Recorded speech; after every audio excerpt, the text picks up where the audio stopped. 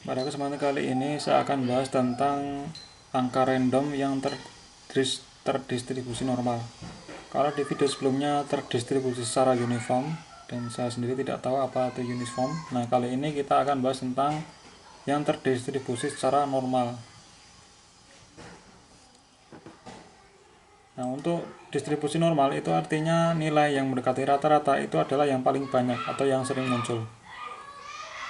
Nah, caranya kita gunakan fungsi RANDN. Nah, beda dengan yang random yang sebelumnya kita hanya menggunakan RAND. Nah, ini kita tambahin dengan huruf N untuk membedakan antara random yang tidak normal, distribusinya yang kalau tanpa N berarti dia terdistribusi secara uniform.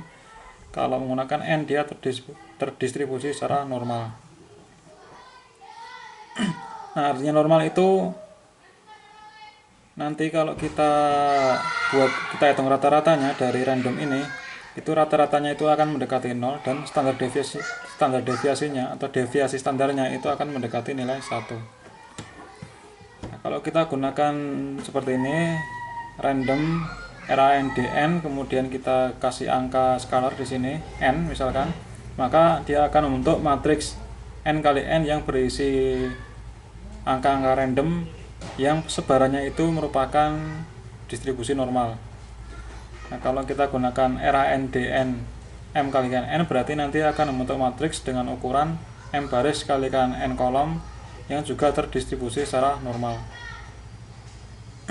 Nah, perbedaan antara RAND dan RANDN, random yang uniform dan random yang normal, itu cara menuliskannya sama, cuma bedanya yang pertama jelas ya, fungsi dari nama fungsinya berbeda. Kalau yang normal kita tambah n, kemudian kalau yang random yang uniform itu kita gunakan twister untuk state-nya. Nah, ini kita ganti untuk state kalau dalam random yang normal.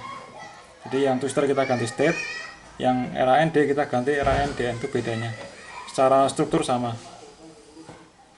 Nah, kita contoh yang ini random, apakah benar dia membentuk angka random? Kita coba di MATLAB-nya.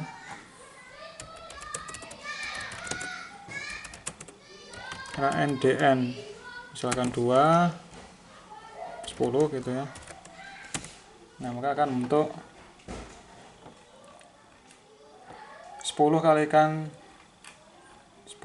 10. Kita lihat di teori tadi ya, 10 kali 10 distribusi normal. Kalau kita ketik gini 100 gini, nah ini akan terdiri dari 100 elemen, satu baris 100 kolom. Kalau kita buat rata-ratanya yang mendekati 0, kemudian standar deviasinya adalah 1, kita lihat.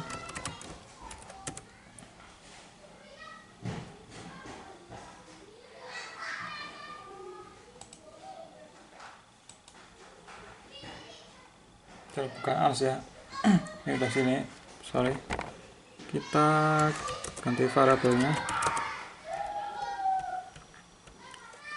Dikasih variabel y.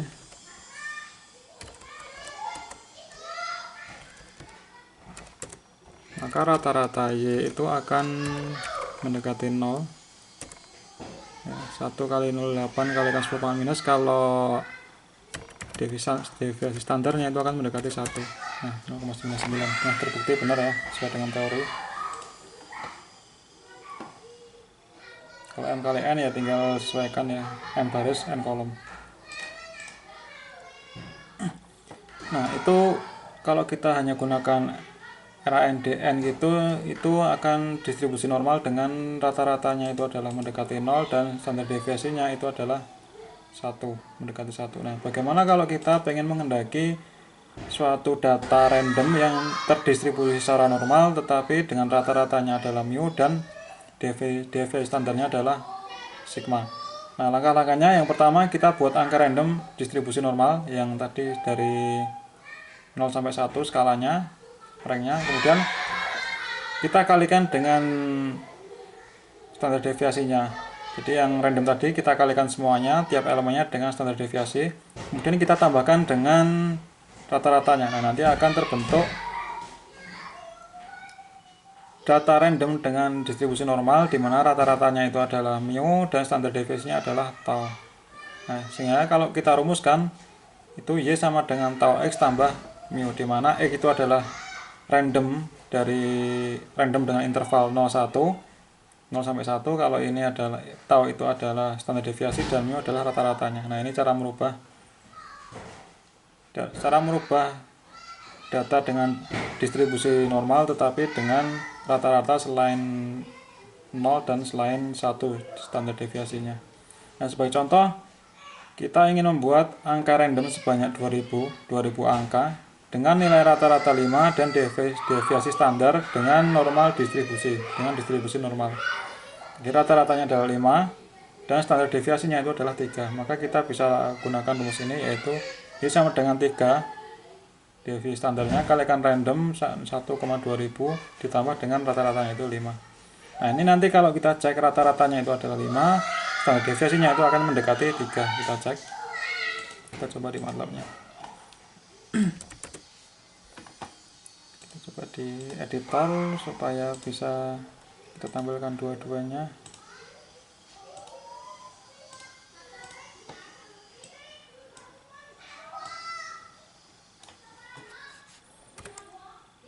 Ini sama dengan 3 kalikan random n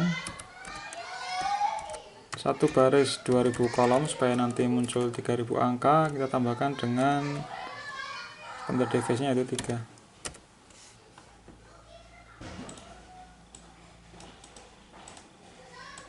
Ini kita lihat Y nya adalah 2000 elemen. Nah, kalau kita cari rata-ratanya, dia harusnya rata-ratanya adalah mendekati 3 dan standar deviasinya adalah, kok 3 semuanya sih, salah ini. Rata-ratanya 5, deviasi standarnya 3. Rata-ratanya 5. Kita ganti dengan angka 5.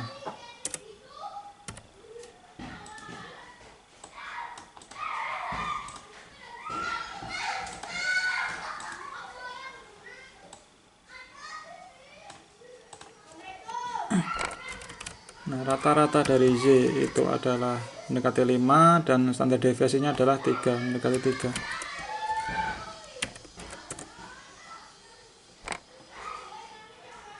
Standar deviasi dari Y itu akan mendekati 3.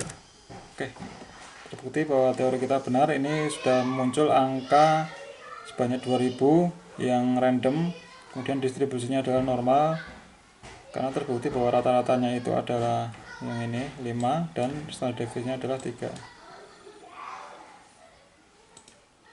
Oke, demikian cara menggunakan random untuk membuat data acak dengan distribusi normal. Terima kasih, sampai ketemu di video selanjutnya.